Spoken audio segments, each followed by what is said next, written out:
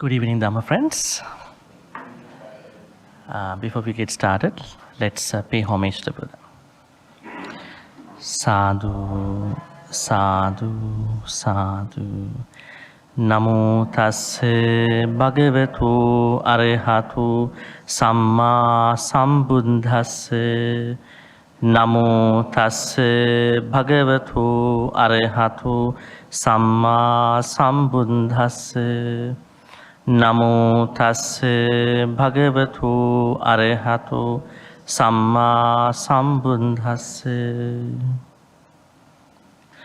After discussing about Samma Ajiva, which means right living, we are heading to Samma Vayama. Samma Vayama, the sixth one, the sixth path factor.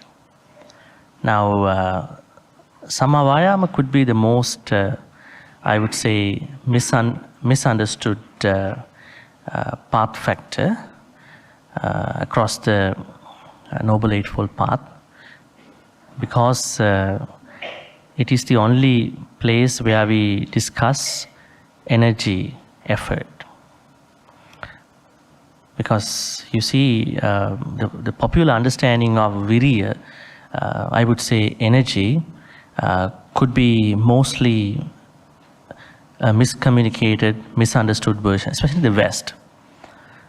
Because the notion that if you want to, I would say, do well in a job, in anything, you need a sort of hard-working mentality. That is the Western version of energy. So when they see this, this could be one of the similar factors that they might think about energy. But hard-working energy, or extraordinary kind of energy, is not what this Vayama means by. It is something different. First off, I wanted to say that Vayama, called Samma Vayamo, it is different from mere energy, hard-working energy, or extraordinary working energy. It is different. We wanted to go back to our Sutta, because I haven't shown you the place where we are learning at the moment. Now this is at the Samma Vayamo. The reason why we study differently from Dhammacakkapavattana Sutta is that Dhammacakkapavattana Sutta is inadequate to understand Samma Vayama's fuller meaning. So we learn Samma Vayama or any other path factors across the other suttas, Nikayas. I would say Satcha Vibhanga Sutta is one of the very detailed explanation of the Noble Eightfold Path. And then the Maha Chattarisaka Sutta is another one. Then Chula Vedala Sutta of the Majjhima Nikaya is one very fine description about the context of the Noble Eightfold Path. And there are so many other simple versions of the Noble Eightfold Path. But those are the main three suttas where we used to understand each Noble Path factor. But today we have come down to Samma Vayamo. Now Samma Vayamo is very important because this is the place where you are tapping into the Samadhi practice. So because at the beginning you know Sammaditi, Samma Sankappa, they are part of the Panya practice. But they are not the fuller version of the Panya. They are kind of a, I would say, launch pad. The launch pad into the Panya. The fuller Panya will be arisen when you fulfill the whole path. Because I emphasize that even if you want to practice Sila, you should know why do you practice Sila.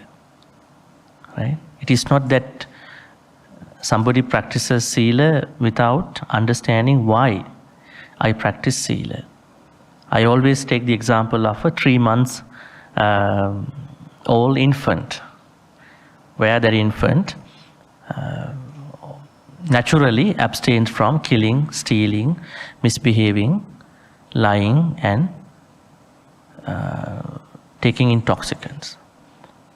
Just because the 3 months old infant does not break any of these 5, does that make him qualify or her qualify as a virtuous person? He or she is not. Because she does not do such because they are too small enough, little enough, not young enough to understand what they are doing.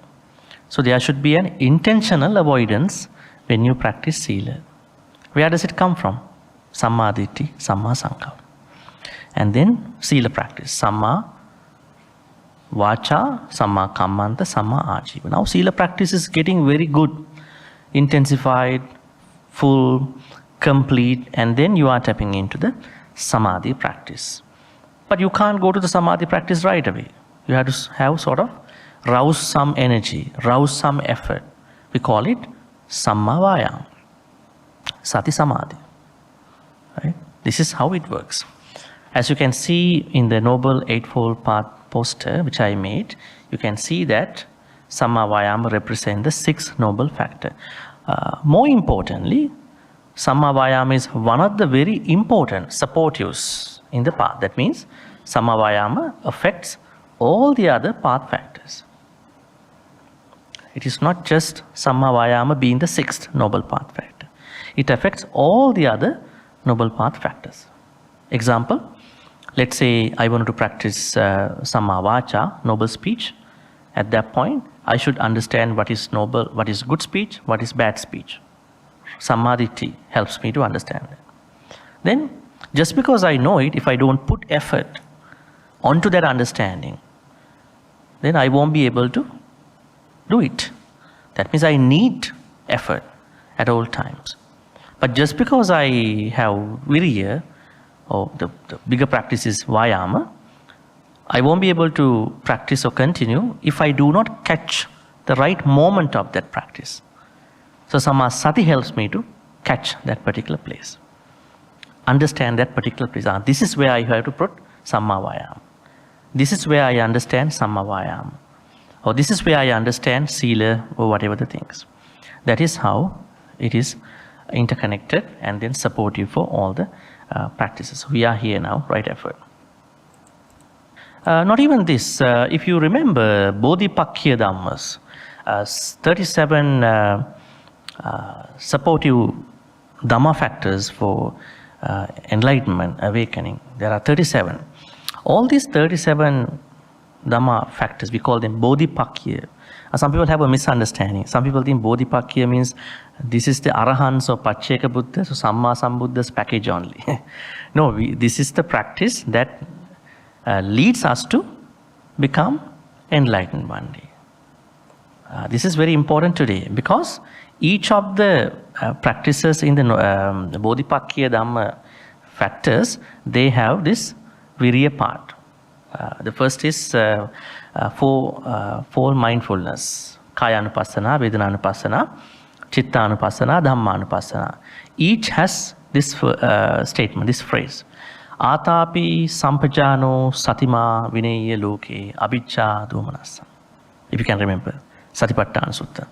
Atapi sampajano, ardent sampajano, which means fully aware, satima, mindful, vinaya loke abhicca, having destroyed, abhicca domanassa, sorrow, covetousness and grief about the world. World means internal world is, internal world means our, this Panchakkanda world, not the universe, right? So there is ardent. Ardent means another version of the Viriya, particularly to the Satipatthanas. And then we come down to 4 Sammapadhanas. This is another word for the Viriya in that practice, Bodhipakkhya Dhamma practice. I haven't actually added here in my notes. I just want you to search those things. Actually, those 4 Sammapadhanas are nothing but the right effort, which means prevention of the I would say, inactive akusala states. Then removal of the active akusala states. Then developing, I would say, developing the non-active, I would say inactive kusala states. Then preserving, maintaining, deepening the active kusala states. Kusala states means kusala kamma, kusala dhamma, right? So these four are the same Sammapadanas. There is, you can see, right effort. Third one is four Iddhipadas, psychic powers. Chanda, Chitta, Virya, yes, Virya, energy. Then Panchabala, and then yes, Panchabala and Panchi Indriya. Saddha, Virya, Samadhi, Sati, Samadhi, Panya, they work both ways. They can be taken as powers, spiritual powers, and they can be taken as spiritual faculty. So Virya is there too. What else? 7 Bojjhangas. What are they? Sati, Dhamma, Vichaya, Virya, Piti, Passaddhi, Samadhi, Upekka. Virya is there. Finally, Noble Eightfold Path. There is right. That means energy, effort, this whole practice play a very dominant role in your enlightenment practice, enlightenment spiritual journey. So we have to properly understand what it is from the dispelling, I would say, confused notions about the energy. Let's start from here. I told you in the West there is a misunderstanding about the right effort because they talk about energy in terms of work life, family life. If you're not a hardworking man, you are not making a family. So they bring this energy, like hard-working mentality. But what do you call, right effort is not that kind of a virya. It is, I would say, in a way, an effortless effort. Because you are practicing energy just to the extent of removing, diminishing your akusala states, and just to the extent of improving, creating kusala states. All night long, all day long. Nothing more than that. But if somebody is more energetic one day, they might sometimes do some unnecessary things too, right? Like full moon days. Different days of the moon, people get more energy, huh? You notice that? On different phases of the moon. New moon, full moon, other types of phases of the moon. People get more energy, especially the mentally sick people. Not even them, the ocean get high tides. The police is improving more patrolling. Sometimes, if you get to know a cop. Which means because of the, I would say, differences of the moon affects our mentality, energy flow, right? So what we need to understand here is that Samma Vayama is not that kind of a high energy. It is kind of a energy that you are creating just to the extent of removing, preventing, creating and then developing your kusala states. Akusala for the first two. Then we have to separate out two things first. What is virya, what is vayama? How do we separate out these two terms? Now virya, we're going to be looking at virya differently, but fundamentally what is virya? How do we understand the difference between virya and vayama? Are they same or are they different? Are they carrying different thoughts? How many of you come across these two terms in your reading? Virya and vayama. Virya is energy.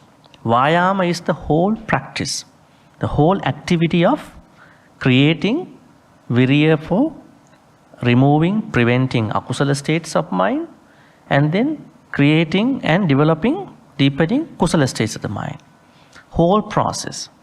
But if you separate out this, I would say, disintegrate the whole practice of Samma Vayama, you will see virya is a part of that. There are a bunch of other words. Arambha dhatu. That means what you call energy to start something, your practice. Arambha dhatu. Nikkama dhatu. Energy to fulfill that particular activity. Let's say you want to meditate today. So if you don't have arambha dhatu, you can't start it. Right? You know that it is good, but you can't start it off. Nikkama means you are able to completely finish it as you expect. Then thama, titi, upakkama, strategizing, your physical strength, stamina. There are a lot of other words that Buddha used to understand energy. So all these are falling into the Samma Vayama practice, right effort. Now let's see how Samma Vayama has been given in the suttas. Now don't worry about the Pali words because I will be explaining to you. And don't think that you need to memorize all these ones. Just take whatever the important ones, because there are translations in the way that could be easily understood.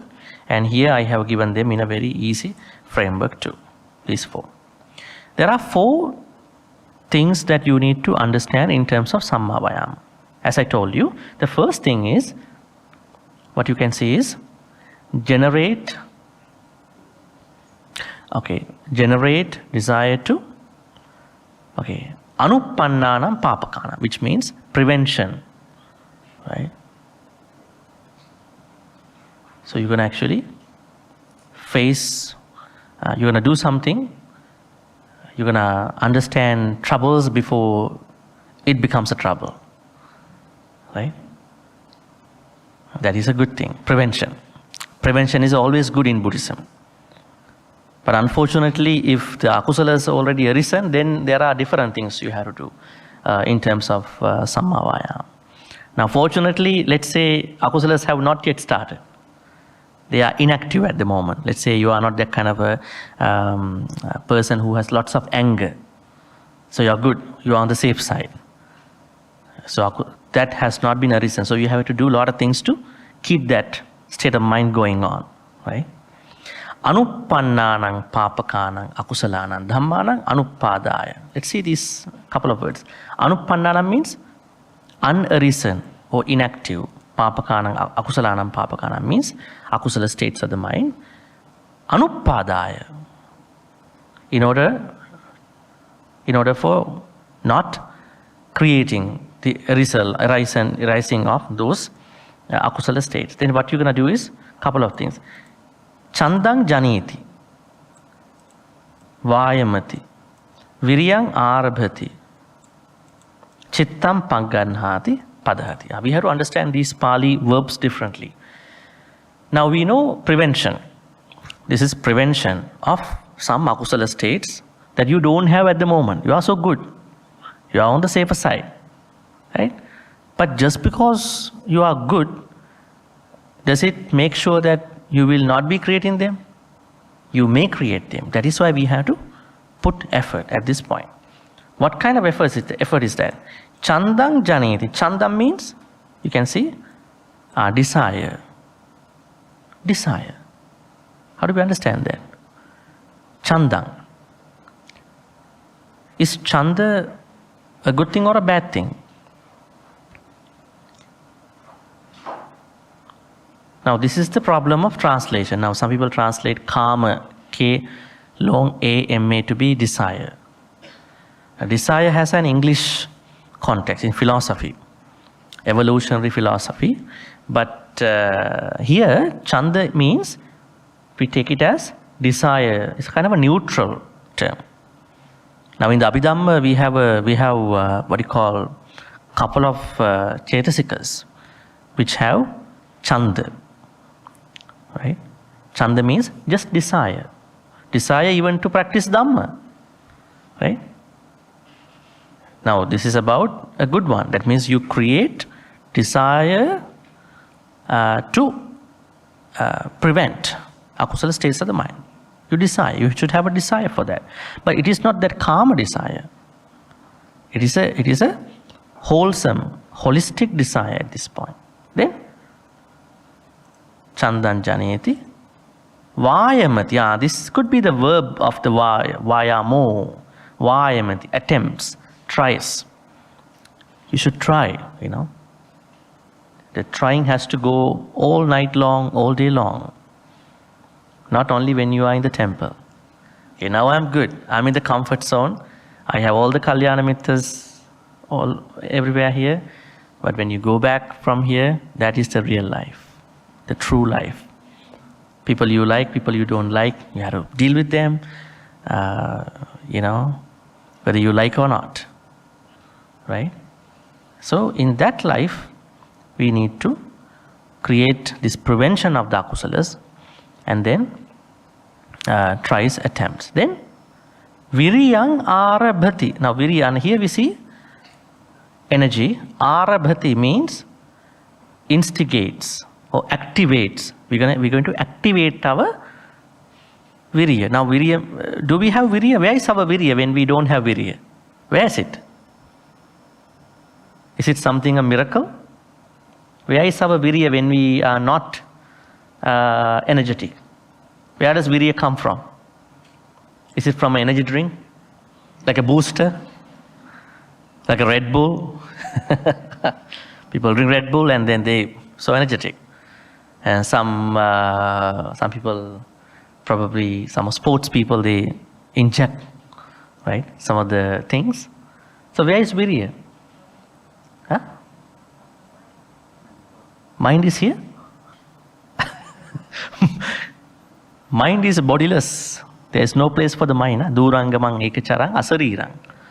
Right? Mind is everywhere. You can't pinpoint. This is the mind, there is the mind, there is the mind. Mind is everywhere. All pervading. Right? So, virya, emotions and the mental states, you can't separate them out. Every mental state has emotions. And every emotion is accompanied by mental state. You can't separate them out. So what we understand here is that virya is a process where you activate. If you want, you're going to activate. If you don't want, you're not going to activate them.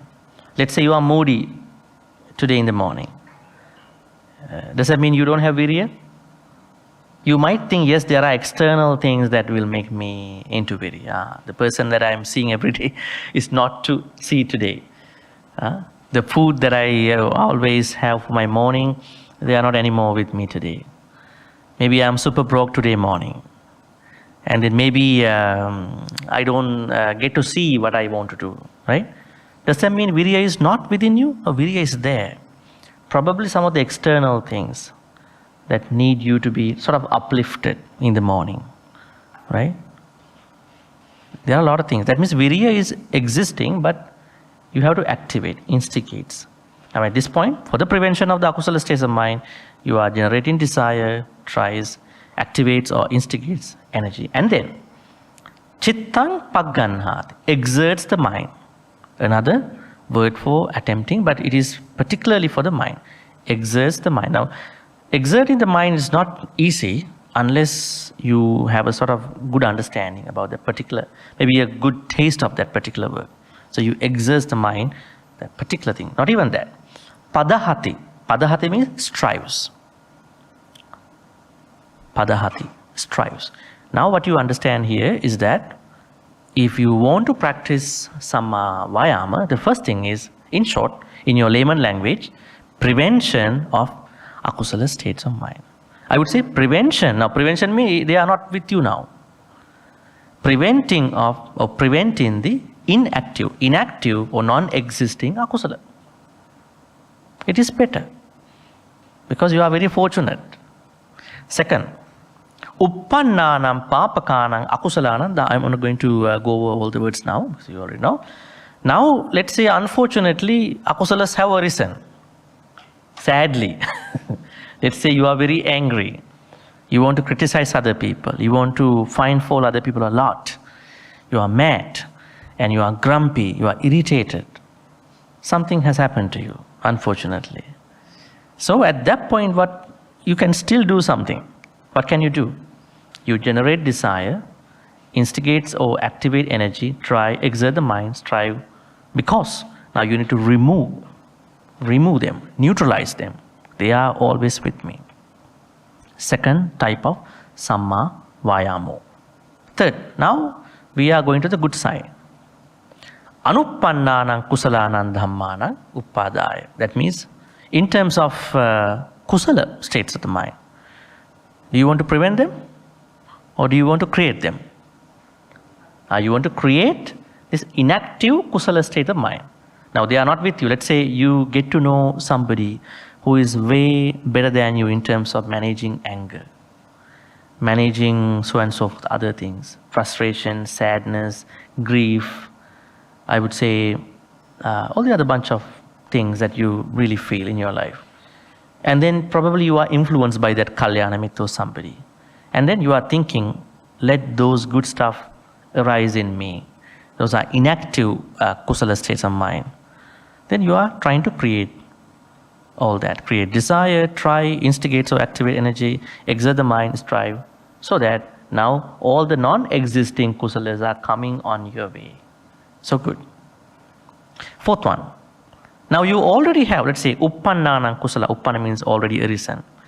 Now you already have a bunch of good stuff. You are patient and you are a generous person. You have sila and you have whatever, all these. You are truthful and all the good things.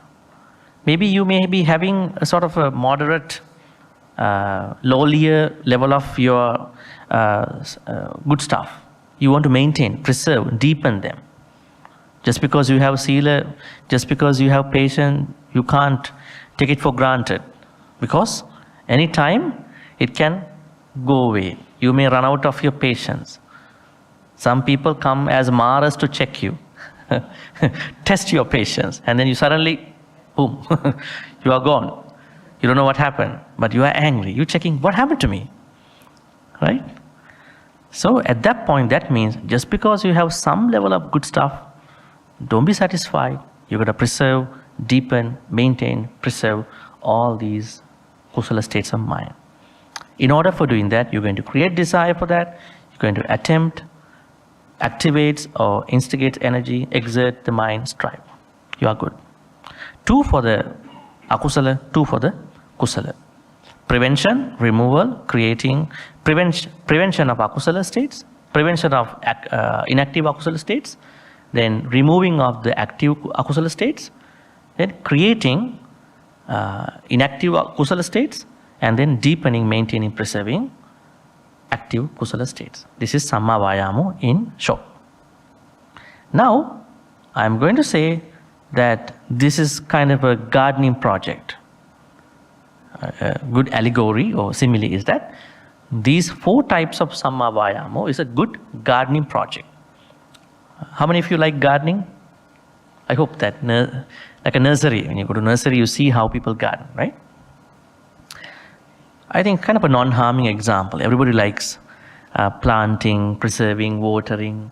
Sometimes you see your mind is getting focused by looking at a tree that you are watering every day. Let's see how a gardening project can go well with these 4 aspects. Okay, the first 2 are weeds. The first 2 are weeds which you don't want in your garden. What are the weeds? Non-existing akusalas and existing akusalas. Let's say they are akusalas because they are weeds. We don't like our gardens having any weeds. They are bad. They are bad for the other trees, maybe the whole garden. The last 2 are about vegetables, flowers, fruits that we would like to have in whatever the good ways. As you can see, prevention, removal, then cultivation, preservation, watering, tending for optimal growth. So it's pretty clear. Now, let's say let me put into the proper wording. Let's say you already have, you don't have any weed yet. Your garden is very good. There's 0 weeding. But you need to do certain things so that weeds are not going to arise in your garden. What would you do? You might add certain, probably, I don't know, maybe chemicals, maybe organic things, fertilizer. Maybe you're going to have a good eye on your garden. Once there is a weed, you're going to uproot it. That prevention kind of thing. Second is removal. Now, unfortunately, weeds have come out. Maybe you haven't done enough for the garden. Then you have to, unfortunately, take them out. Maybe you're going to cut the grass, maybe use machines to take them out.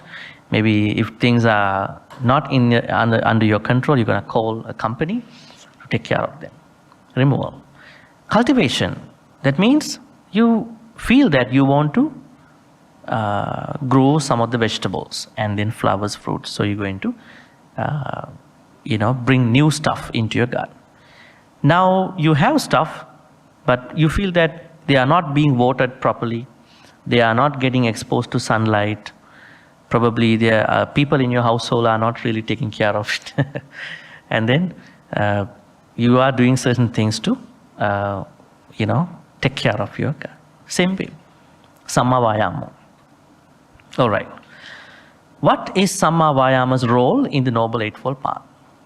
What do you think? I already talked about it. Samma Vayama is all pervading the whole path. Without Samma Vayama, you can't do anything. Example, starting point, right view. Samadhi is the starting point.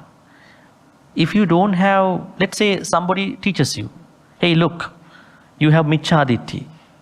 You don't give dana, you are not believing in dana, you are not taking care of your mother, you are not taking care of your father, you don't believe in the karma and the fruits, karma phala vipaka, and you don't believe the spontaneous beings, upapatika satta, and you don't respect those ascetics, monks who have got into certain psychic powers through their direct practice of meditation, then somebody is teaching you, okay, I will think about it. Then you are slowly coming down to that understanding. Just because you understand those 10 mundane samadhi, does that guarantee that you can do it? No, you need some energy, right effort. Because without right effort, you are not able to do it at the right time. Because samadhi or any other noble path factor, they have to be practiced at all times. How do you practice at all times? You need energy. You need Samma Vayama. Right? Now, in your daily life, you might sometimes say, yes, I do a certain good thing in my house, but today I'm not fit. I can't do it. It's a good thing, but you say, I'm not fit. Same thing. And you know it, but you can't do it. Something has troubled you. Which means this is all-pervading, encompassing practice across the 8 Noble Path practice. Highly, highly important. To understand the proper samadhi, the beautiful effort, perfect effort, not beautiful energy, right? Right. What is virya and its connection to the right effort? And I think I told you, virya is a practice of managing your energy in terms of your spiritual practice.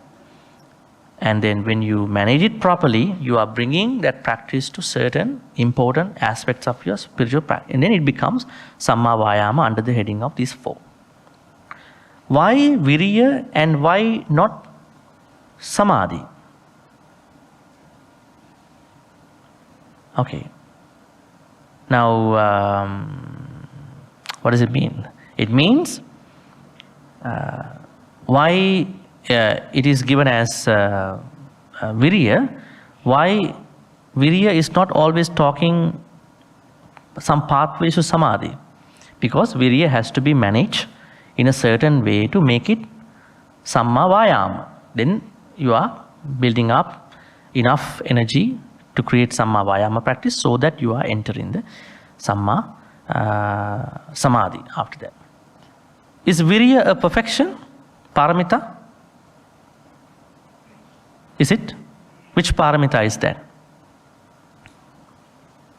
Dhanang silancha nekhammang panya viryena panchamang kanti satcha madittanang etupakati medas. Which means one of the fundamental perfections. If you want to practice anything, it is important. So I think you understand that state. What is Atapi and its connection to the right? I think I already discussed about it. Atapi is a part of the mindfulness practice, which means it is under the Samma Vayama. Alright, we come back to a very interesting part. Is there an effortless effort? Is it hard work? Is it extraordinary demanding work? That means in Buddhism there is effortless effort.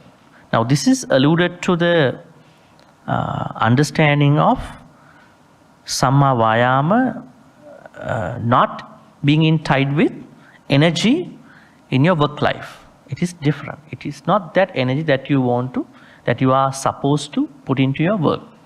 Because that is leading to your secular stuff. But this energy here, or Vayama here, means that you are only practicing it just to the extent of preventing, removing of the akusala states of mind, and then creating and maintaining, deepening, preserving the kusala states of mind. So hardworking energy or Samma Vayama, two different stuff. They are not connected. Right? They are not anyways connected. Okay, before we jump onto this part, there's a story of a monk called Sona. I would like to bring up something interesting. Now, what happens to us when we practice Samma Vayama? Now we practice, let's say we practice these four. We're going to remove akusala states of mind, and then we're going to create, and then we're going to deepen our kusala states of mind. Then what will happen? Once we practice them, our 5 hindrances are going to be withdrawn or subsided to a certain extent. That is very important. Which means Pancha Nivarana or Pancha Avarana, they are going to be subsided, or I would say withdrawn themselves, because we are practicing 4 types of Samma Vayama. What are they? Kamacchanda, Vyapada, Tinamidda, Uddhacca, Kucca, Vicikicca. Now you might have a certain understanding, oh, when they are withdrawn, maybe I am going to attain jhanas, right? This is what you know, right, already? That is another perspective. It is in the low dose. In the low dose of the practice of these 5, it will take you to the, what you call, samadhi in a different way. But it says, when you practice these 4, your Pancha Nivarana will go down. I would say withdraw. Now normally you know that when you practice Samatha Bhavana, then only these 5 will be withdrawn. And then you are going on a bliss practice. Hindu practice, normally, but it can be taken to Buddhist practice too, your starting point. So here, according to the Noble Eightfold Path, you are going to overcome 5 hindrances by practicing the Samma Vayama.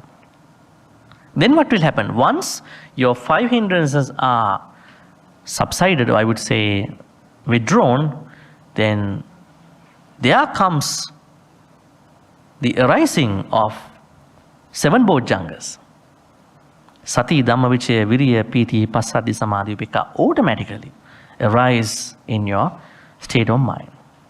On one side you are withdrawing them, or you are diminishing them. That diminishment helps you to create 7 Bojjhangas. Now for those folks who might ask, somebody asked me a couple days ago, Bhante, the Bojjhangas, asked me about Bojjhanga Suttas. Now their understanding was that Bojjhangas are only benefiting those enlightened arahants. Yeah. That is what we hear from the suttas. And they think that enlightened factors are only for the enlightened folks, enlightened individuals. That is another side. But Bodhipakkhya Dhammas are the place where you understand that they are 37, one of them is, 7 of them is 7 Bojjhangas. They are productive practices for somebody to attain Nibbana. That means you don't have to be an arahant to have these 7 in your state of mind. Once you withdraw these 5 by practicing, I would say diminish by practicing the Samma Vayama, 7 Bojjhangas are automatically arising. Very interesting. Now we have to learn what they are, because When you practice Samma Vayama, you should know what is happening to you. Pancha Nivarana. How do we understand these 5? Now, Nivarana, Avarana means that there are 5 things, like nominal 5 or basic 5, that cloud our mind. It's like a kind of a colored spectrum that now you can't see through your naked eyes, especially the particular object. Now here we have a problem, kind of a misunderstanding. Now a lot of people think sense restraint. Now we need sense restraint to follow this. Otherwise you are not able to diminish your 5 hindrances. I don't know how many of you understand these things through retreats. Through retreats you should have attained a certain level of this understanding. Now when you talk about sense restraint, we normally talk about take care of your eyes, take care of your ears, take care of your nose, take care of your tongue, take care of your body, take care of the mind. Is it possible? How do we take care of our eyes? It is not the eye, or it is not the object of the eye, but how are you going to invest your consciousness about those objects? It is vinyana. It is how you are going to invest your consciousness in those particular objects. Let's say sight. Then we have one thing called chakku vinyana. How are we going to invest our chakku vinyana on that particular object? That is how you are going to practice sense restraint. Eyes, pair of eyes are just a part of our body. Right? Without consciousness you can't do anything. Right? So it is very important here, because then there should have an effort to do that.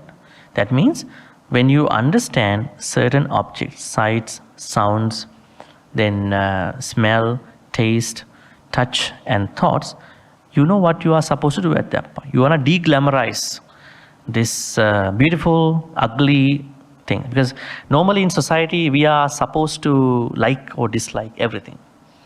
This is the social notion. Do you like or you don't like it? What about the third option? Like or dislike? Luckily social media does not give us a dislike button. Like, dislike, say like, love, whatever. So we have to go beyond these two, you know.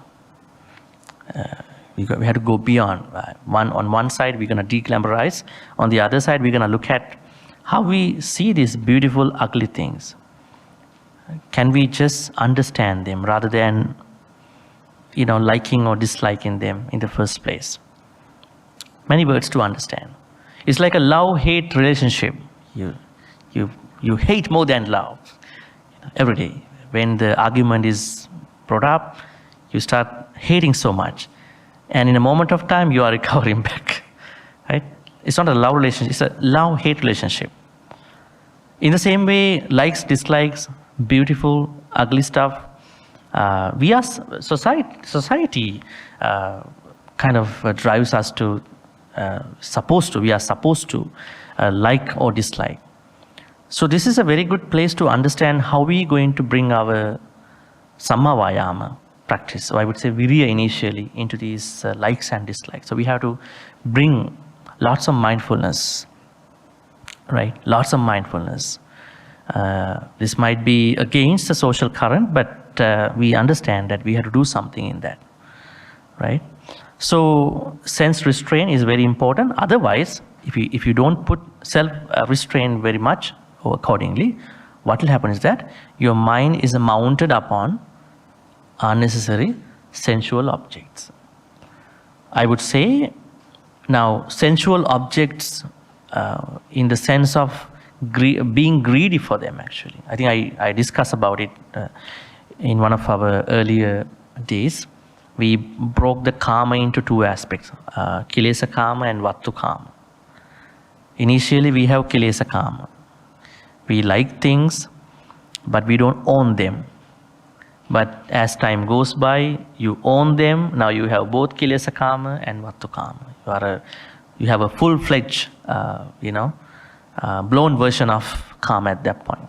But here what it means is that karma chanda means that you have what you call this greedy nature of the karma.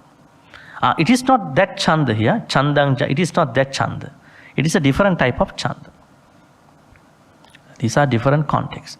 So if you have a greedy nature of karma, that clouds your every part of your faculties in seeing the reality.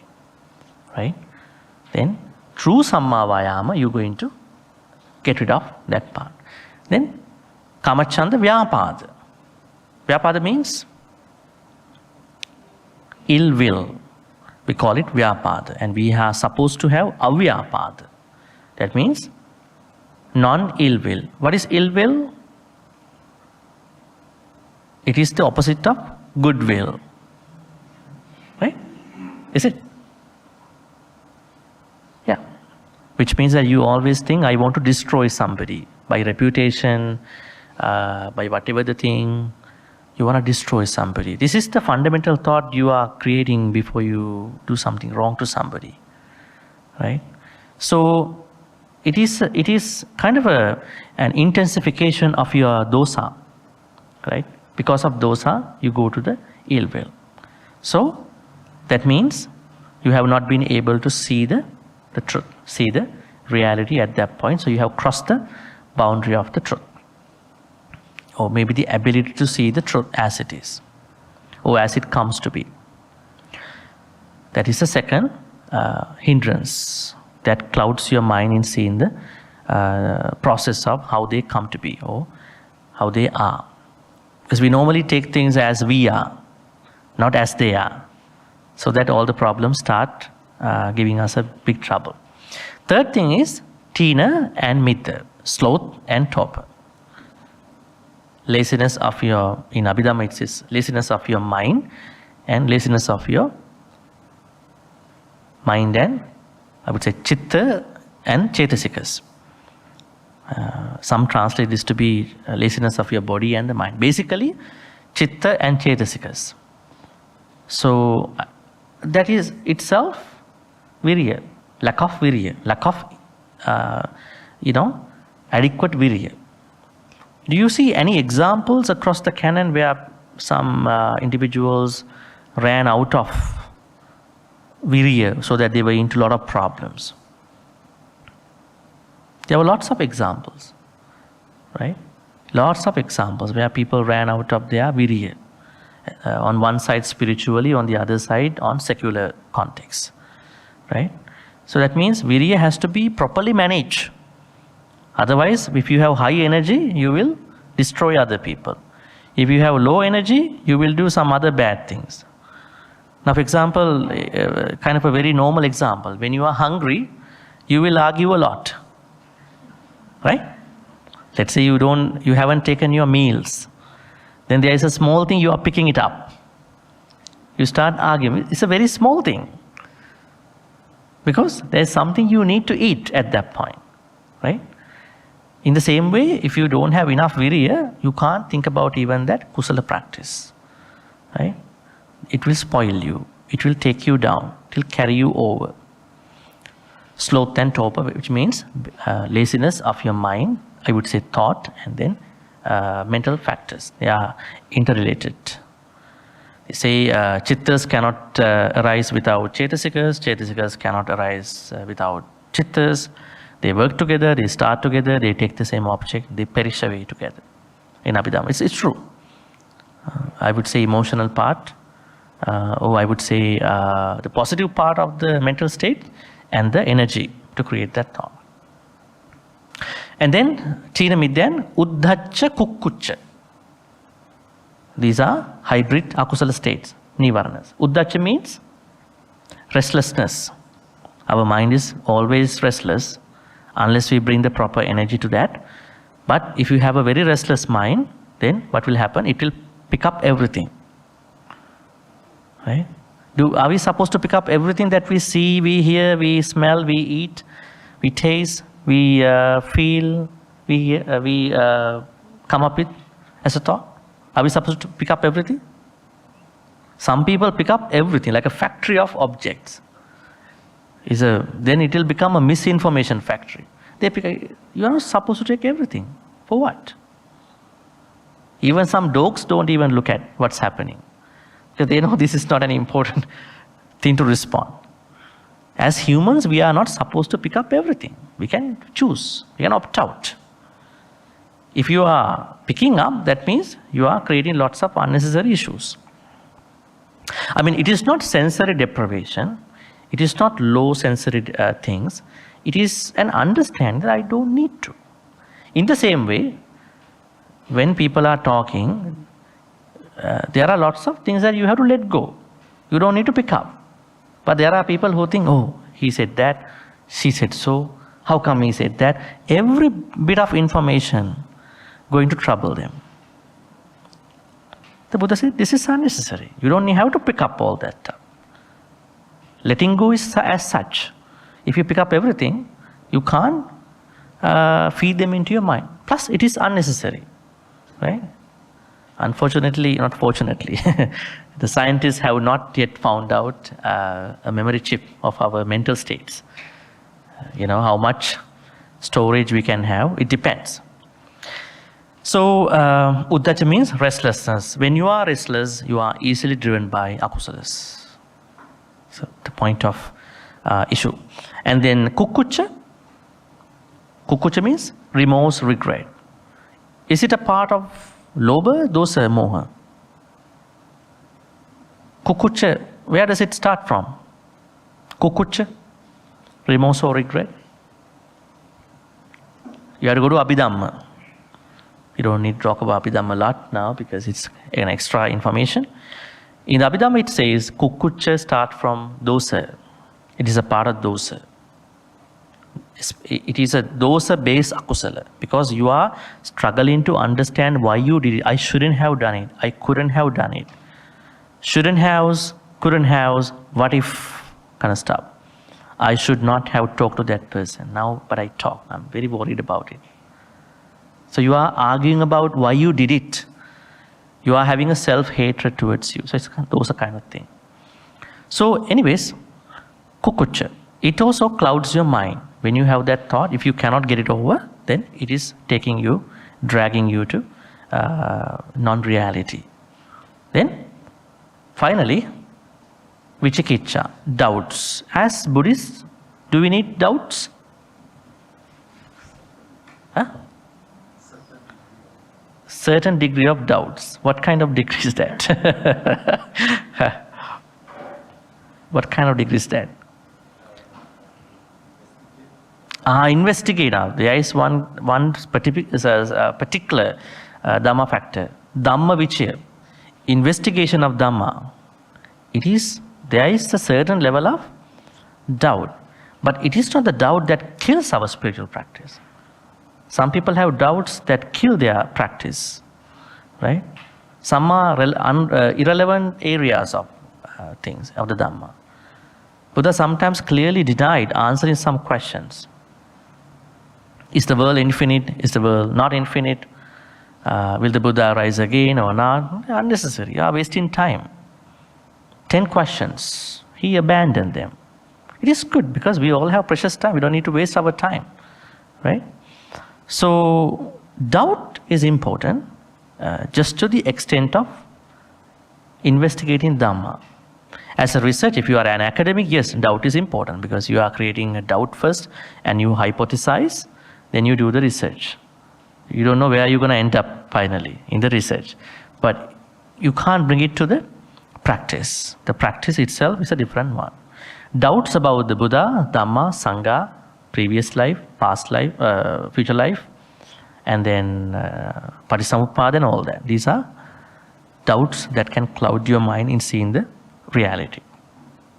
When you are able to fully manage these 5 and then going to get rid of them as much as possible, then your mind has a better chance of being mounted on the 7 Bojjhangas. What are the 7 Bojjhangas? Sati. Sati means what you call this full presence of your mind. But we call it mindfulness, which is a wrong translation, but we use it contemporary. Say full presence of your mind. Your mind is fully present. When you say mindful, it could be filling the mind, Because there's another part of the sati practice called emptying the mind. Then where are you going to put that part? Sometimes you have to empty the mind, sometimes you have to fill the mind with good stuff. Right? So you can't take the mindfulness as a direct translation for that. But we use it because people know that, right? It's like Pali, Pali is just a word of Magadhi language, but we use it Pali. Pali is a word which was used for the Tipitaka in particular. The proper word is Magadhi, but people don't use Magadhi. Right? So in the same way we take sati as mindful, but if you are very concerned about it, it is not mindfulness. It's full presence of your mind.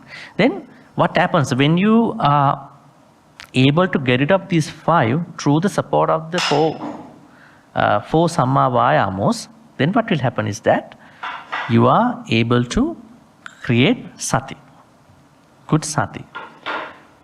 And then Dhammacakkappavattana. Dhammacakkappavattana means investigation of Dhamma. What is that? What is that Dhamma? What is that Dhamma? Does Dhamma mean only one thing, or it is a multifaceted term in the text? It is a multifaceted term in terms of the meaning. Now, I think I actually explained to you one day, right? D capital means doctrine, philosophy, teaching. And then D simple is lowercase means phenomena, right? And then there are many other meanings of the Dhamma. So here it means investigating your own mental states, right? You are investigating them.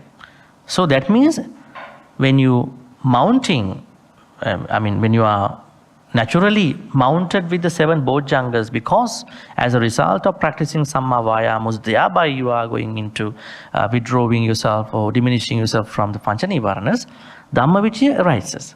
Then you are going to investigate your own Dhammas. Own Dhammas means your mental states, right? Dhammacakkappavattana. It doesn't mean that you explore the teachings. You are exploring your own states of mind. Why? Rupa, Saddha, Gandha, Rasa, Pottabha, Dhamma. Dhamma means your thoughts or mental states. So, it is arising naturally. Sati Dhammacakkappavattana. Viriya, energy.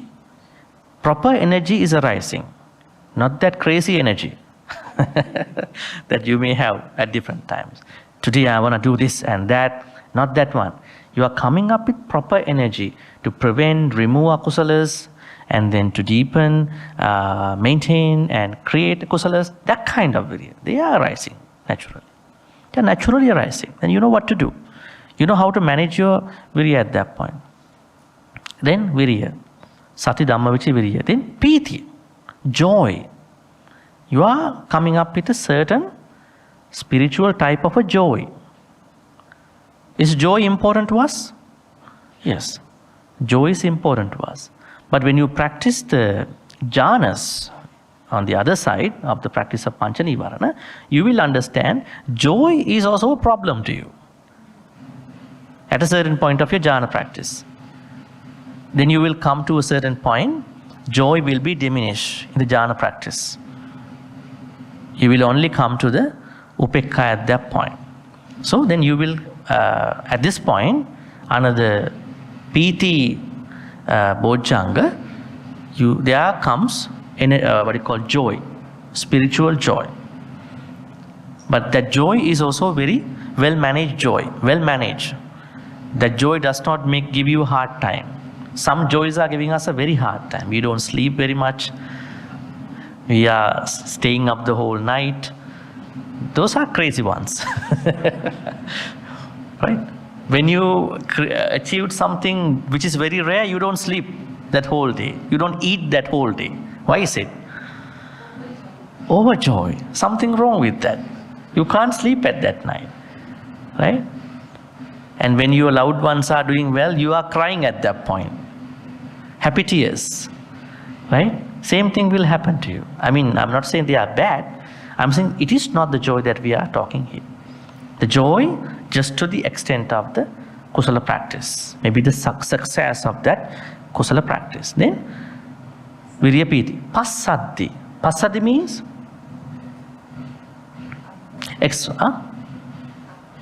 passati means tranquility, that you are serene at that point. This is a very good level of your tranquility, serenity.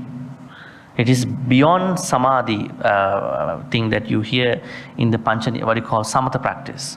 Because this is both jhangas. The samatha practice takes you to the jhanas. Jhanas come and go. But the bodhi will not come and go. Once you go there, it is bodhi. So it is very interesting. So when you, when you say, people translate tranquility meditation, serenity meditation, calm samatha meditation.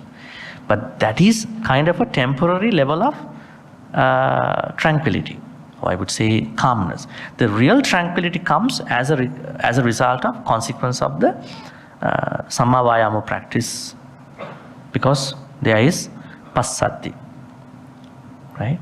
Then finally, you are getting up to the highest state of mind, highest state of thoughts in Buddhism. What is it? Upekkha. Upekkha means that you are creating a high, I would say, the highest level of mind. The highest level of mind is you are not moved by happiness, no unhappiness.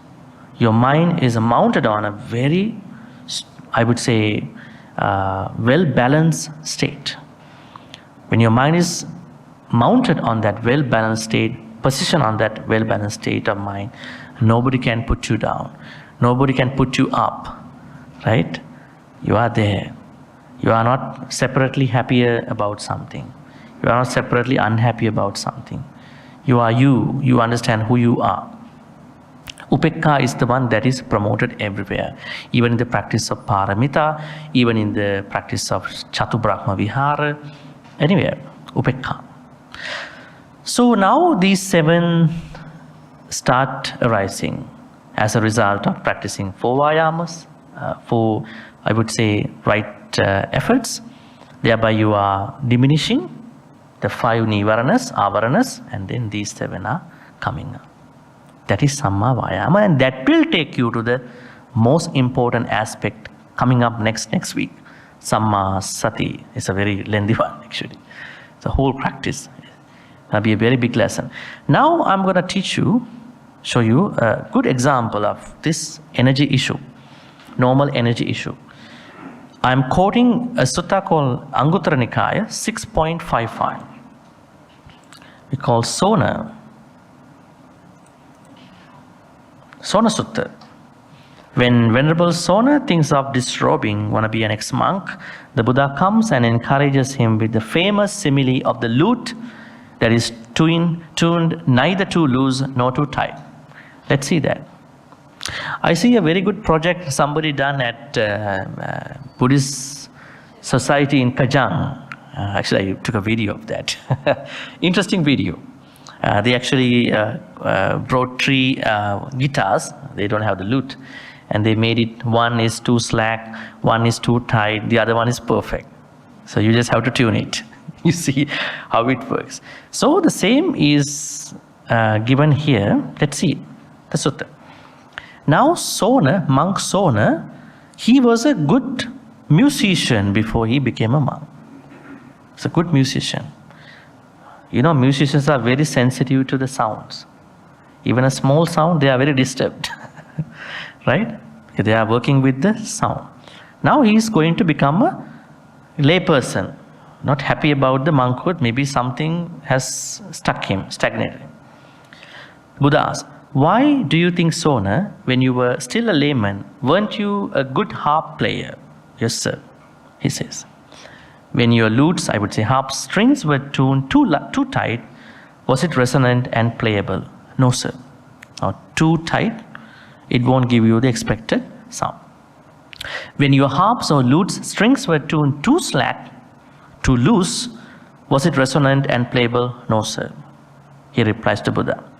But when your harp strings or lute strings were tuned neither too tight nor too slack, but fixed at an even tension, Was it resonant and playable? Yes, sir. Perfect balance. In the same way, Sona, when energy is too forceful, high energy, it leads to restlessness, which means it leads to uddacha. Now you can understand how does your energy become restless? Because too much energy. When energy is too slack, too loose, it leads to laziness. So Sona, you should apply yourself to energy and serenity. Find a balance of the faculties. What are they? Saddha, Viriya, Sati, Samadhi, Panya. You should have a perfect balance of these 5. Why don't I pick up Chakku Sota Gana Jivha Kaya Mana? They are physical faculties. When you are practicing spiritual things, you have to have a perfect balance out of the 5 spiritual faculties. We call them Saddha, Viriya, Sati, Samadhi, Panya. These 5 are extraordinary. Those 5, everybody has those 5. Everybody has piece of eyes. Everybody has piece of ears. Everybody has nose, tongue, body, mind. But not everybody has Saddha. Not everybody has Sati. Not everybody has Viriya. Not everybody has Samadhi. Not everybody has, maybe hardly anybody has Panya. Then you should find a perfect balance out of these 5. Then what happens? Yes, sir, he replied.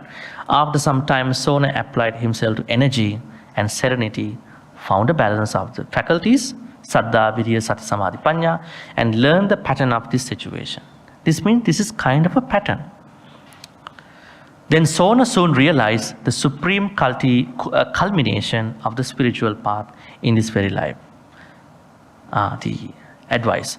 So in your cultivation practice, whatever your, especially the Noble Eightfold Path practice, especially when you want to practice the Noble Eightfold Path, you should not be overly effortful or overly lazy.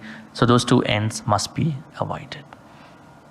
It's a very good advice to all of us, because if you give lots of energy to something, right? Or if you give lack of energy, things are going on a slippery slope, right? It's like that. So high energy could be a problem, right? It's like that you are doing unnecessary things too. Let's say you owning a building, maybe you given to a hospital, and there are doctors now, surgeons. They are doing a couple of surgeries every day, but you are the owner. But you think that, okay, today we're going to do 10 surgeries. You don't consult surgeons. Today we're going to make a big surgery place, right? Just because you own it. You can't do that. You have to go by the consulting people, the people who know the business, who know the thing. So over energy can really take us to a very bad end. Be that studies, be that your family life, even your plans. Some people are planning a lot, so much energy. Sometimes they are not necessary now. You need time for that. Right? Someone might think, tonight I'm going to be a Sotapanna. And then start a YouTube channel. Tonight I became a Sotapanna. Yeah? Too rushing. Right? So that means we should take some time understanding our purpose. Right? Maybe our secular purpose, maybe our non-secular purposes. Thereby we know how to manage, how to position, how to properly manage our virya, and then the whole effort practice. All right, any questions before I probably summarize again? Bhante, what about fear? Fear is not in the nirvana, but fear is it still disturbs the mind. So it's not. Why is it not in the nirvana? Yeah, fear. Yes, if you look at Kamachanda, Vyapada, Tinamitta, Uttacca, Kukucca, Vicikicca, you see that people are getting into these 5 as a consequence of fear too. Because people are greedy for other people because of insecurity. Maybe things. People might be angry, practice aversion because of fear of losing stuff. Maybe they want to keep stuff. Fear is kind of an overall emotion, overall state of mind that can include all these akusalas, all these nivaranas, but not necessarily taken as a particular thing. Because Buddhism, Buddha maintains two ideas about fear. One is we need fear to get out of the sansara bhaya. On the other hand, he is talking about fearless state. At the end of the Mangala Sutta also he mentions that kema, right? What does he say? He says kema appati bhayana. I use another word. That means fearless state. That means you are not, let's say you attain Nibbana one day, so you are entering into the fearless state. But till that, we need a certain level of fear to cross the sansara. But in between, in our normal life, daily life, we may come up with fears. Fear about dying, fear about getting sick, fear about losing things, insecurities. For them, even though they are not directly given in the Pancha Nivarana have this overall fear aspect, because we are falling prey to the 5 Nivaranas because of fear. Yes, but 5 aspects have been taken just as big distractions to see the reality. Because when those 5 come up, then you can't see the reality.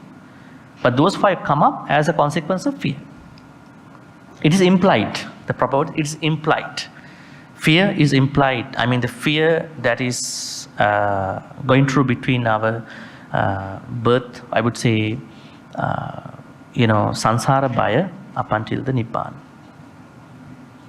Yeah. Bhante, I just need a guidance. I don't know whether I'm doing the right thing, especially of late. Whenever I hear certain, especially politicians, speak about things that is trying to instigate harmony, I get very upset and I get very uptight. And sometimes inside me, I feel that, why are you still around? Well, it's better that you are gone and dead. I know it's ill will. I know it is not right. And I have this consciousness, no, I can't do that. I got to send metta to them. But then there's still the anger inside. So I know, am I doing the right thing? Political consciousness is I would think it's a responsibility of a citizen. Just as you are supposed to vote, right? Voting is a responsibility of every citizen of that particular country. But just because certain, maybe most politicians have deluded and corrupted the whole public perception, we as individuals, as Buddhist, practicing Buddhist, you see, and doctors, there are doctors who are not practicing, practicing Buddhist. We are not supposed to create ill will. We may find other solutions to respond to that particular issue, particular matter. So I think we have to take it a little differently than we naturally drawn to, because everybody has it, not even you. If you ask from anybody who doesn't like politics, they have a huge anger, animosity to these people. So are we letting us be drawn by that normal perception, just like anybody else? Are we going to be a little bit awakened as Buddhists in looking at this juncture, this intersection of the problem? Probably we have to cultivate something about it, and then to come up with a positive, awakened response to this thing. I think that will be better. Because you can't change by yourself this whole system, right? Yeah. You will never. Maybe not the next 10 years. Let's have a hope. At the same time, let's not create akusalas just because of people who we cannot have any power on. We can have any control over. But let's have our own positive thoughts. Maybe we can do other things rather than just being into ill will. You can maybe promote good stuff. You can be vocal in a better way, not to attack anybody, right? Create some holistic ideas to better the country. Yeah. Because just because being angry will only kill you, Yes, that will never help anybody. Yes. As I mentioned, I know that anger or that ill will or that ill thought of that person is definitely not right. Yeah. It is not wholesome. I'm fully aware.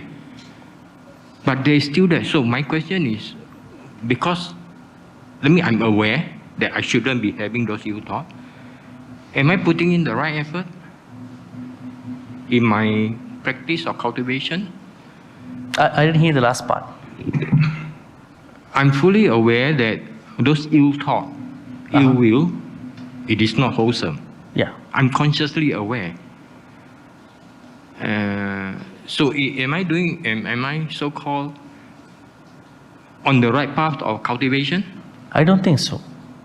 No. Okay. So I don't what? think so. I That need is- your guidance. That is virtually on the surface level a problem, that kind of thinking. You don't have to think that thing. Because it depends. Let's say somebody who is senior in this country, maybe any other country, they have been seeing all the politicians, how they work for many decades. So you know the pain sometimes. They are not doing enough, right? So I think the best thing is to create a positive response to this thing, rather just get drawn out by those kind of thinking. Maybe if you wish somebody's death, that is such a failure in your practice. It's a failure for whatever the reason, right? It's kind of a love-hate relationship, love, like, and then dislike. I think better to think about a better way to change the system. Maybe to encourage others in a non-harming way, not to ooze them, not to instigate them. They might catch you. In a better way to create a holistic platform, because wishing anybody's thing is not encouraged. I think it is a discouraged thing in our practice. That means politicians have they have stopped our practice if we let them play that kind of a thing. Thank you for bringing that up. Yes, this could be not your issue. I mean, many might have out there. Yeah. Just now Bhante said the Dhammacakkappavattana is investigate the mental state. In Satipatthana, we have body, feeling, mind, and Dhamma also. So I actually heard two versions of that. Some say is investigate the mental state. Some say is investigate the teaching. Which one is correct?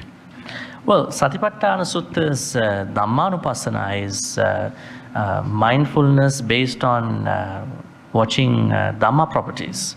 They are Dhamma. You see the Pancha Nivarana, Arya Satya, Four Noble Truths. They all are Dhamma. They are Dhamma categories. They are Dhamma. Because I shared with you, Dhamma has lots of meanings. Right? So here, investigating Dhamma means here, your mental states. I mean, they are connected to those things too. Because when you check your mental state, you see that whether they are with Panchadivarana or whether they are with Sattabodhjangas. Or whether they are drawn to Four Noble Truths or they are drawn into other things. So basically it says, investigating Dhamma. Dhamma in that context means mental states. In Satipatthana. Satipatthana, no. Satipatthana means you are going to be mindful, looking at those Dhamma properties, Dhamma teachings, and then you check in whether you have those in you or not. So that one Two contexts. is referring to the teaching, not the mental state. Teaching in the sense of different Dhamma categories. Yeah. Dhammanupassana. Yeah. Because some teachers will explain it as investigating on the mental state. Yeah. Now you are checking the mental states. So I was confused which one is actually correct, whether it's it's a teaching or it's a It is not the teaching here. It is investigating your own Dhamma, your mental states. No, I mean in the Satipatthana. Satipatthana Sutta Dhammanupassana. It is Dhamma properties, Dhamma teachings. It's a teaching. Actually, there what it says is that do I have Kamachanda or not? How did my Kamachanda arise? How is the cessation of my Kamachanda? What can I do to cease that Kamachanda? That means you are checking your Dhammas with the Dhamma properties. It's a kind of a self-check-in process with the Dhamma. But here simply means you are checking your mental states. Finally, you are understanding those mental properties too, Dhamma properties too. Basically, you are checking your mental states with the Dhamma properties.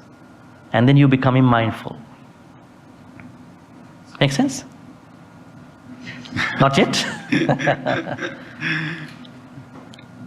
It's convincing, but why there are teachers who can say that Satipatthana is actually referring to the mental state? Why are you not reading the text? Why are you basing on different teachers?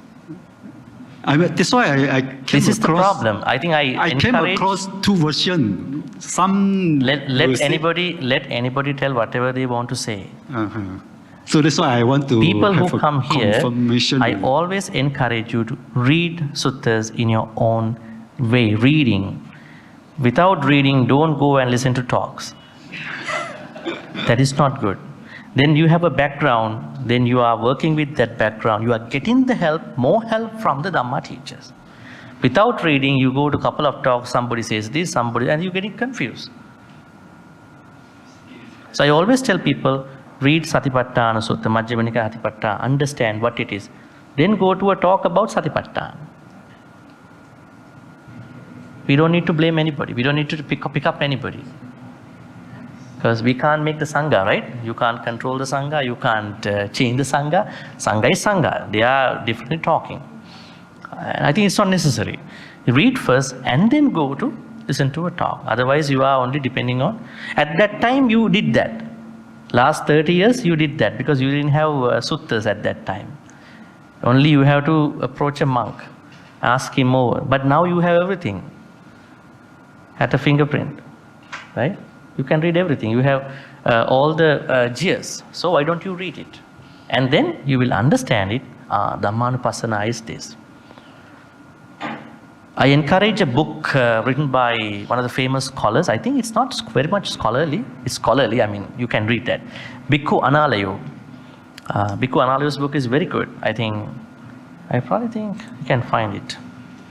Satipatthana. Yes, Satipatthana, the direct path to realization. It's a very good book, very scholarly person. Some time ago, I reviewed one of his books to the Buddhist Studies Review in UK. So it's well done. You don't have to read the whole book, but you see the Dhammanupassana very well in this book. Yeah, that is the thing. Don't worry. These are small things, but we can understand what to do. Don't blame anybody. Read first. Then you know you have a certain good understanding about certain things, then only get benefited from somebody, layperson or monk. Yes. You want to get the mic? Better. You. No, here the biggest problem to somebody, not even to you, is that when you hear the same subject from many people, you don't know what is true or what is untrue. But what is the easiest thing? You have all the jiyas there, why don't you read it? And then have a certain knowledge, maybe not a perfect one. Have a certain knowledge, then you can study more from others. But when you have zero knowledge, and you just based on a monk, I don't think that's dangerous. That's pretty dangerous. That's why I'm saying that before you go to a certain place, a Dhamma talk, retreat, you should have read a certain level of whatever the thing that you are interested in, especially Satipatthana, because this is the most important thing. All right, any more questions? Almost 10. Yes, sister. Yes. Bhante, I've got two questions. Vichikiccha. Vichikiccha. Doubts. And then you also mentioned about things that we should believe without doubts, including Dhamma, right? What if, when it comes to Four Noble Truth, I believe in the Four Noble Truth, but I don't believe in the origin of the story. For example, the four people whom Buddha met. So is that a vichikiccha? I didn't hear that part very well. Last part? I believe in, for example, Four Noble Truth. So if I believe in Four Noble Truth, but I do not believe the origin of the story about Buddha meeting the four people. I do not believe. The story, I'm not sure about the story about him meeting the sick people, a dead body. Okay. For science. Yeah, the four signs. Okay, so you don't believe that? I mean, I'm not sure whether that really happened because I'm thinking. We're not sure too. Okay. Yeah. So that So we're in the answers same it. boat. Yes. Okay, so I got the answer. You got the answer, right? Yeah, see. Yes. The second one So is. we only learn them, huh? So bringing to our sure level is a different level. That is why we are studying. Yeah. Yes, but if I were to read Sutta on my own, the goal would be to understand and not to know, not to believe word by word, to gain an understanding from own perspective, right? Is that what you were saying just The now? goal of our spiritual No, I journey know. I is mean, when mere I to read- understand. When I just now, the brother mentioned about the differences from monks' point of view, and you suggested that one should read a sutta. Try. Yeah. Good approach. Mhm. Yes, but I read for understanding and not to believe everything word by word. It's not the translation word by word. It's not the literary translation in my mind, but trying to grasp the core content of the sutta, right? Well, I mean, even when you go to read, I would say read under a teacher. Okay. Sometimes lay people cannot understand the context, especially you will read the translation, right? So rather we will find a good translation. I think it is also still a problematic journey because some people have translated, because all these translators are from Western backgrounds. They have no, I would say, yeah, that I wouldn't say Pali. It's not about the Pali, the context. Because there are literal translations and contextual translations. So, for the safer side, what I say is that good to start with reading under a certain teacher who you can think. But still, when you are, as you read, you may still come up with some of the questions. It is natural. It is not because of the Dhamma's problem. It may be your problem too. It may be the problem of the context too. It may be the problem of the teacher too. There are a lot of things involved with that. That's why this is a process of learning, questioning from the teacher, maybe going into other sources, doing I would say, cross text check. We have to do a lot of things until we fully understand, feel that this is something that will really workable, understandable. Okay. Just by looking at a certain thing, we cannot say this is. Now remember Kalama Sutta. I think we will stop at there because of the time. In the Kalama Sutta, what happens is that Kalamas told the Buddha. Now people misunderstand this whole context. They said, Bhante, different ascetics come to our Kesa Buddha. Everybody says whatever we say is the truth. Something relevant here, right? They say this is the truth. But we don't know how to cross-check that. Are you going to say the same thing? He said, no. What I'm going to say is that, and he said a certain stuff, I would say, do not believe by this and that, by tradition and all that. And then he said, ime dhamma kusala, ime dhamma kusala, attanava janiyata. These are unwholesome, these are wholesome, then you should know by yourself. But a lot of people misunderstand something here. Do not go by tradition. Is tradition a bad source? I don't think so. It can be, but it is not always. Now we have a Buddhist tradition. We can blame all night, all along. But there are certain good things too. Do not go by the Pitakas, scriptures. Our Pitakas are always bad. Maybe, to a certain extent, but they are still valuable sources. Do not go by a very famous teacher. He said, Maha Samano Garuti. But Aren't there anything that we can learn from a teacher? Anybody? Any teacher? Maybe a new monk, experienced monk, Dhamma speaker? No, there are something we can learn from anybody. But the Buddha said, never ever limit your epistemology, process of learning, to one aspect of the sutta. But what have people taken? All these are bad ways of learning. I think the way I want. That is how people take Kalama Sutta. We should not believe by text. We should not believe by the tradition. It is not what it says. It says all these are valuable sources, but do not limit your learning, Dhamma or whatever, only to one aspect, one learning source. That is very important to understand. If you want more information, I did an interview with a professor in Sri Lanka, P.D. Premasevi. It's about epistemology and about this Kalama Sutta. He beautifully explains this issue. I mean, the idea is that we should not limit our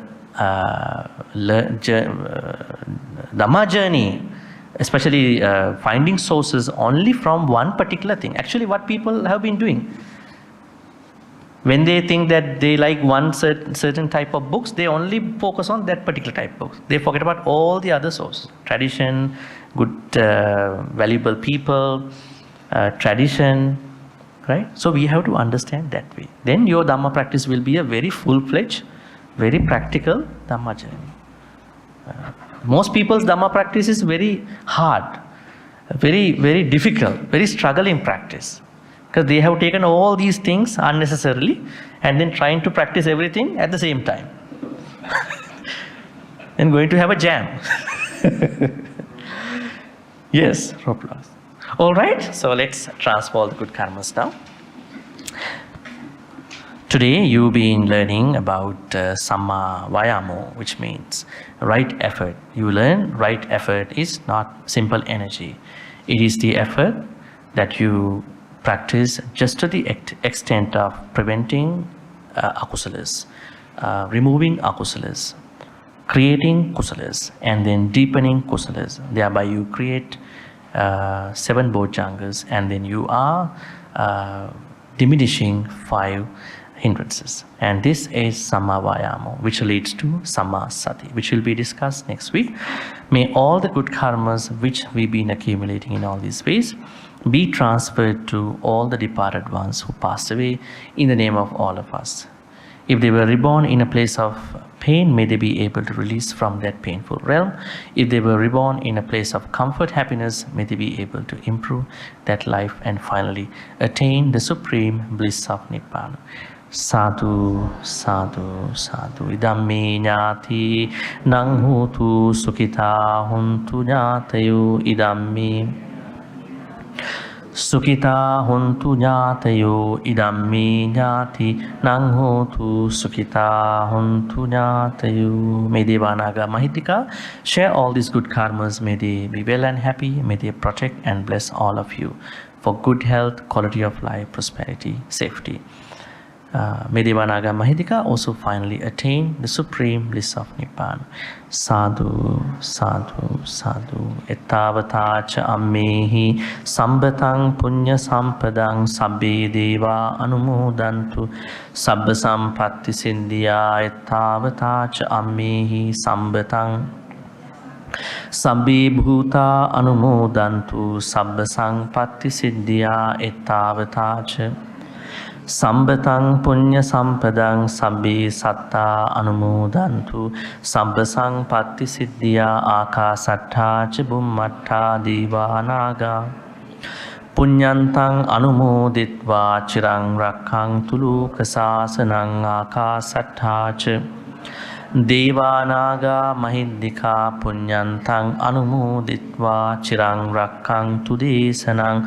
Akasattha ca bhummattha devanaga punyantang anumoditva chirang rakkhantu mang paranti. Chirang rakkhantu tvang sadati.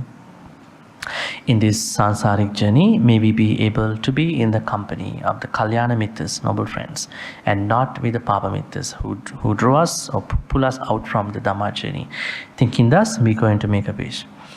Imina punya kammena mami bala samagamu satang samagamu hotu yava nibbana patya. Finally, may all the good karmas which we've been accumulating today throughout the time be supportive and helpful for all of us to attain the supreme bliss of Nibbana. Sadhu, sadhu, sadhu. Abhivadana silis nichang vadha pachainu chattaru dhamma vadhanti ayuvannu sukhang balang ayurarugya sampatti sagga sampatti mevacha atu nibbana sampatti iminati saminjatu. Sadhu, sadhu, sadhu. And the discussion is over at this point, and wishing you a good night and see you next Monday for Samma Sati. Good night, everybody.